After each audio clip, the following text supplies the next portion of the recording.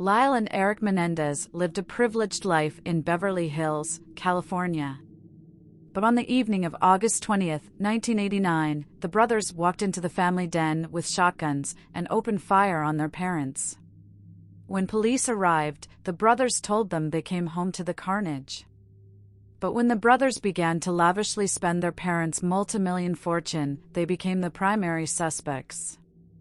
After a 6-month investigation, police charged Lyle and Eric with the murder of their parents. Of all the siblings on the list, the Menendez brothers are probably the most well-known. Their highly publicized trial captured America's attention thanks largely to being televised on court TV and the captivating testimony that relayed years of sexual abuse by their father. It took 2 trials, the first, a mistrial, before they were found guilty of first-degree murder and conspiracy to commit murder. They're both currently serving life sentences without the possibility of parole. The week of December 8th was harrowing for Wichita, Kansas. From the 8th to the 15th, Reginald and Jonathan Carr committed a series of brutal crimes resulting in 5 murders, 2 people severely wounded, multiple homes robbed, and 2 women assaulted. That week became known as the Wichita Massacre and the Wichita Horror. The brothers began by robbing and shooting 2 people 3 days apart. Both were hospitalized, where 55-year-old and Valenta eventually died from her injuries. On December 14th, the brothers broke into a home where they found 5 people. They ransacked the home for valuables before sexually assaulting the women and forcing the men to engage in sexual acts.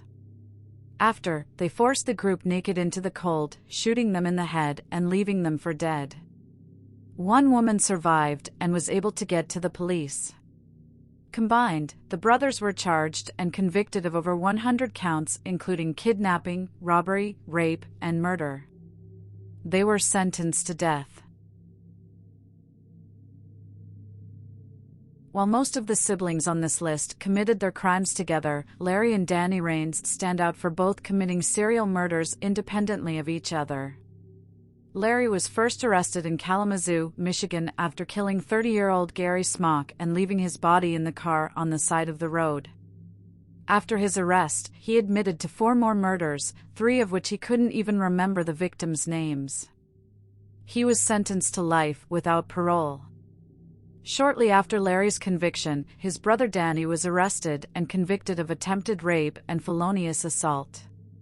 When he was released in 1972, he began raping and killing women with the help of accomplice Brent Coster. Guilt drove Coster to confess, even turning on Danny. Danny was arrested and convicted of 4 counts of murder and sentenced to life without parole. If you were looking for drugs near the small Tennessee town of Elkton, you would likely know brothers Pete and Pat Bondurant. Hulking men of over 300 pounds, they dealt every kind of drug imaginable at the time and were known partiers in the area. But while many came and went from their isolated farmhouse, 3 individuals would never be seen again. Gwen Duggar first went missing in May 1986, with Ronnie Gaines following in October. During the investigation, Pat's girlfriend, Terry Lynn Clark, who was also his alibi, turned up dead before police could question her. Eventually, they found a witness to their brutal crimes, which led to enough evidence to convict the pair of multiple counts of murder. Pat is serving life in prison. Pete served 25 years and was released in 2016. By day, the Cray twins, Ronald and Reginald, owned a prominent London nightclub frequented by celebrities and politicians throughout the 1960s. They even were considered celebrities in their own right, were regularly photographed, and even appeared for an interview on TV. But the twins were also head of one of the largest organized crime rackets from the 1950s until their arrest in 1967.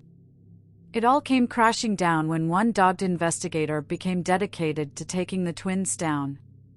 From 1964 to 1967, Detective Chief Superintendent Leonard Reed collected enough evidence to arrest them. The trial was the longest murder hearing in Britain's history at the time and became a media sensation. Over the course of their career, they had committed crimes ranging from arson, protection rackets, gambling, assault, and murder. They were sentenced to 30 years before parole. But not even prison slowed the twins down. Both wrote books and ran a lucrative bodyguard protection business for Hollywood stars. Ronnie died on March 17, 1995, at the age of 61 at Wexham Park Hospital in Slough, Berkshire. He had suffered a heart attack at Broadmoor Hospital 2 days earlier. Reggie was allowed out of prison in handcuffs to attend the funeral. Reggie died from terminal cancer after being released from prison on compassionate grounds age 66 on October 1, 2000. During his incarceration, Reggie Cray became a born-again Christian. He was freed from Wayland on August 26, 2000 on compassionate grounds, on the direction of Home Secretary Jack Straw. He had been diagnosed with bladder cancer earlier that year, and the illness had been declared as terminal. The final weeks of his life were spent with his wife of 3 years, Roberta, in a suite at the Townhouse Hotel at Norwich, after he left the Norfolk and Norwich Hospital on September 22, 2000. 10 days after his death, he was buried beside his brother Ronnie in Chingford Mount Cemetery. During the funeral, crowds of thousands lined up to applaud. Charlie Cray, Ronnie and Reggie's older brother, was released from prison in 1975 after serving 7 years of his 10-year sentence for his role in their gangland crimes. Charlie was sentenced to 12 years imprisonment in 1997 for conspiracy to smuggle cocaine in an undercover drug sting. He died in prison of natural causes on April 4, 2000, aged 72, with Reggie allowed out of prison to attend his older brother's funeral. The three Briley brothers had a fairly normal childhood. They lived in Richmond, Virginia, were known to help neighbors mow their lawns, and raised exotic pets like tarantulas and boa constrictors. But violence lurked under the surface. 16-year-old Linwood shot and killed a neighbor, sparking off a future of violent crime. 8 years later, in 1971, the three brothers, along with an accomplice, went on a 7-month killing spree.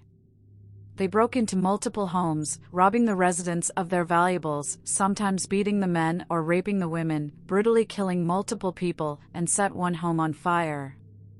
By the time of their arrest, they had murdered 11 people. The oldest two were sentenced to death and executed in 1984 and 1985. The youngest received a life sentence. Sisters Linda and Charlotte Mulhall lived a troubled life in Ireland. Linda, 30, had a history of being in abusive relationships, even losing custody of her 4 children for a time, and she struggled with alcohol and heroin addiction. Charlotte, 21, also had a history of drug and alcohol abuse, along with multiple criminal convictions, including involvement with prostitution. On the night of March 20, 2005, the girls, along with their mother, were drinking heavily, had taken ecstasy, and drugged their mother's boyfriend. When he began to act inappropriately to Linda, Charlotte stabbed him while Linda hit him with a hammer multiple times. Their mother watched. They dismembered the body, throwing it into the Royal Canal. The girls and their mother were eventually arrested.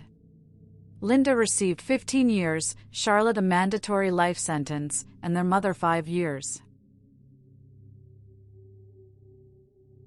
What started as a night of laughing among friends ended in tragedy for 5 friends on November 17, 1973. The group, aging in range from 13 to 18, went to Gitche Manitou State Park in Iowa when they were ambushed by 3 brothers, Alan, David, and James Fryer, who were out poaching deer. Pretending to be police officers, the brothers killed the teenage boys, but taking 13-year-old Sandra Chesky to their farmhouse, where she was sexually assaulted. Under the pretense that they were still police, they let Sandra go with a warning to not say anything. Sandra went to the police, identified Alan as the boss. All 3 brothers were arrested, convicted, and sentenced to life in prison without the possibility of parole. The Gitche Manitou murders have become so infamous, they inspired Season 2 of the television show, Fargo. When 13-year-old Andrew Sue's mother was found brutally stabbed in a botched robbery in October 1987, his 18-year-old sister Catherine took custody of him. For a time, life was good for the siblings. Andrew graduated valedictorian of his prep school and went on to receive a full scholarship at Providence College. On September 25, 1993, Andrew checked out of his school to fly home. Later that same day, the body of Catherine's 31-year-old boyfriend and business partner was found shot twice in his car. Police eventually traced the crime back to Andrew and his sister. Andrew claims Catherine manipulated him and even blames the death of their mother on her. Catherine was sentenced to life without parole. Andrew is eligible for parole in 2034.